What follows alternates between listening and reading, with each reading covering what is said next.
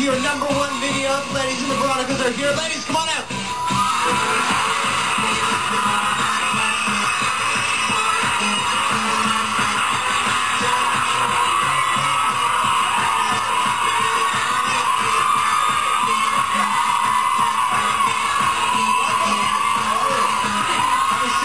Have a seat.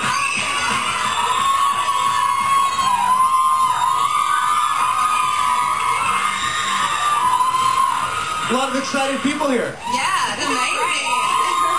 Thank you. So it's been a while since you guys have been to Canada. Yeah, it has. Welcome back. Thank you. Quite the welcome, really, wasn't it? It's like that everywhere you go. Come on. Oh, yeah. This record's almost 2 years old at this point. I imagine, when you wrote it, you recorded it, how has, the way you looked at the record kind of evolved over the past 2 years? I guess, we released it in Australia up to 2 years ago and had a lot of success there. I guess kind of we've grown with the music as the years have gone on. And it's, I guess it's cool because the music's kind of lived throughout its time. I mean, we just had a top 5 single in the UK with a song that we released, up to 2 years ago in Australia. So in that way, it's pretty cool. But I guess it's evolved into a little bit more of a rock and roll show live. Yeah. What are the live shows like for people who haven't seen you guys? Very energetic, a lot of fun. Who's coming tonight to the show? Who's coming? Yeah, I mean, it's a lot of energy. I guess we're really lucky. Our fans are very enthusiastic and they like to participate. So they sing along and kind of dance and it's really crazy. Crazy time. So it's been 2 years. Are you guys thinking about, the next record at this point? Have you even thought about that yet? I mean, it's been so intense, I guess, with this record, getting to release it all over the world. So at this point, we're still kind of doing that. But we're very excited about hopefully starting to write for the next record at the end of this year. You thought about who you want to work with, what the theme's going to be, all that kind of stuff? Yeah, we've started thinking and we've started writing ourselves a bit on the bus as well. But right now we're really just trying to stay focused on, we're about to head to Japan soon and back to the UK. So yeah, we're trying not to get ahead of ourselves too much. Now, you guys are living in LA part-time and also in Australia, correct? Yeah, we say we're homeless because we've basically been on tour for the past year and a half. So we live in hotel rooms and planes and buses. But we do get home back to Australia whenever we can. But you do spend a lot of time in Los Angeles? We wrote the record Hook Me Up in LA. Yeah, we were living there. We were living there for about 2 years. So yeah. Well, we found a picture online. I'm not sure where it was. I just want to show you guys. Maybe you remember this picture being taken. It's you guys, Joe Jonas and Bam Margera. Oh yeah. It seems like a little bit of a counterintuitive dinner. It was a lot of fun. You know what? We had a show the same night. It was in Seattle on this tour, and we're obviously really good friends with Jonas Brothers, and particularly Joe. And so we rang each other and we're like, we're all in Seattle. Let's go to dinner. And then Bam Margera is I guess a big fan of ours, and him and his wife Missy came to our show that night, and we were like, well, we're going to dinner with our friend Joe. Do you guys want to come? And they were like, yeah. So we all went out. Did you say it was Joe Jonas? Yeah, I did. I was like, have you heard of the band the Jonas Brothers?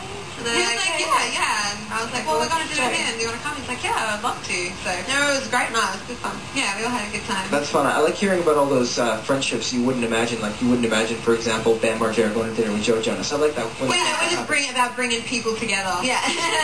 Well, as I mentioned, there are a lot of excited people in the audience. There are as well a lot of excited people outside. You guys want to go outside and say hello? Hello, everybody. I promise you they won't bite. You want to go out and say hello? We got some questions outside. All right. Come on out. After you guys, go on out.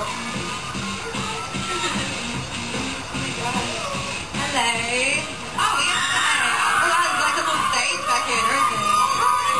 We got it, ladies, we got a question from Natasha. Natasha's right here. Natasha, what's your question? Hi, my question is, I was wondering if you have any pre-show rituals that you do before a concert?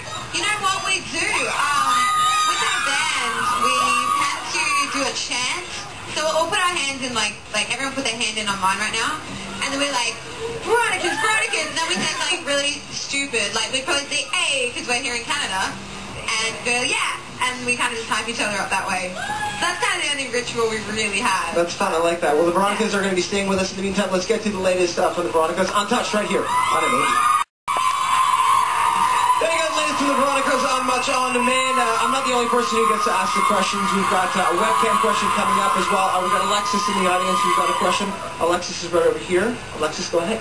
Since you're sisters, you must disagree on a lot. So how do you resolve disagreements between each other? Good question. Truthfully, punch-ups. Whoever's still standing at the end wins. No. I mean, you know, it takes a bit of getting used to. We spend 24/7 together all the time, so. But we're also best friends, so. Do you guys live together? Yeah, technically, yeah. So we do pretty much everything together. Well, not everything, but most things together. What kinds of things do you fight about? You know, the really important things in life, like clothes. She Right. stole my lipstick. Those kind of things. Really stupid things. Yeah, just silly things. I mean, it's never anything that, you know, important, I don't think. Well, it's good that you're not fighting about the important stuff. You know? Yeah, right. Exactly. It'd be a bad sign if you were fighting about more serious things. I think. Right. We got a webcam question from a few people. Guys, what's going on? Chelsea, Tyler, Sam, and Miranda. Hey guys! They're all crunched in there. She can't tell us. How are you girls? Good. Hey, babe. How are you, babe? Remember meeting me in Grand Rapids? Yes. I was on the phone. You guys have a picture, don't you? Or no? Yeah.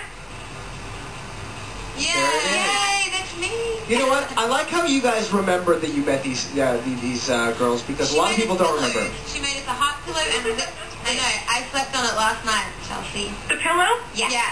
Awesome. I'm glad you like the pillows. We do, thank you. What's your question, Okay, guys? so our question is when you're working with a producer or co-writer, what is the most important characteristic that person should have so your collaboration is successful?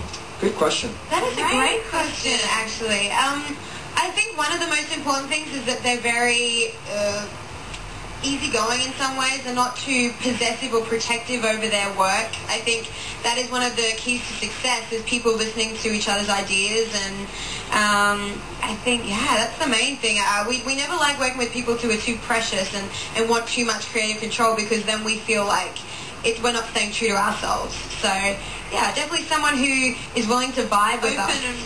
Open and willing to listen.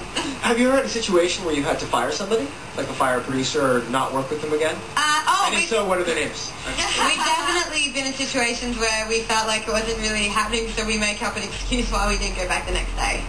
That's really bad, but yeah, we've done it. Okay. I was reading online that you guys, or one of you, or maybe both of you, said that if you won the lottery, you would buy Johnny Depp. Is this true? We both said that, I think. Yes, that is true. Okay, so we put together a little game, which I like to call How Much Would You Pay for This Person? Okay. All right, ready? All right, let's take a look at the first still. You can see it right up there. All right.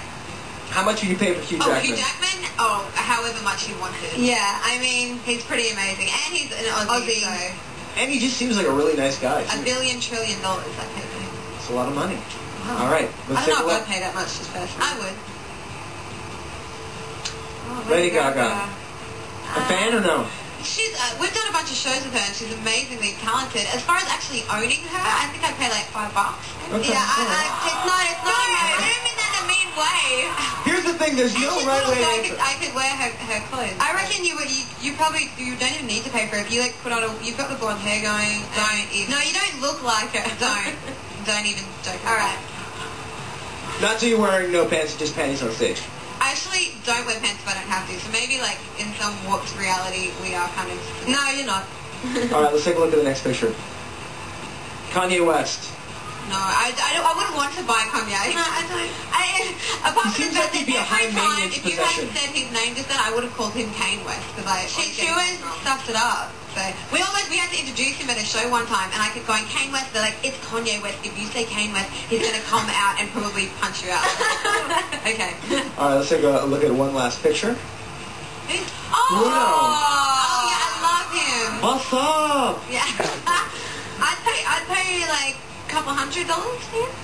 I'd pay a little bit. And maybe like a twist. I would pay more for Borat, but Bruno's pretty cool. Have you guys seen Bruno? Yeah, I just saw it the other night. Okay. Hilarious. I think Sasha's hilarious. So $5 for Lady Gaga, $100 for Bruno, plus a Twizzler. Yes. All right, that sounds fair. Ladies, thank you very much. We appreciate you coming by. Thank you so much. Ladies and Veronicas, thank you very much. In the meantime, we're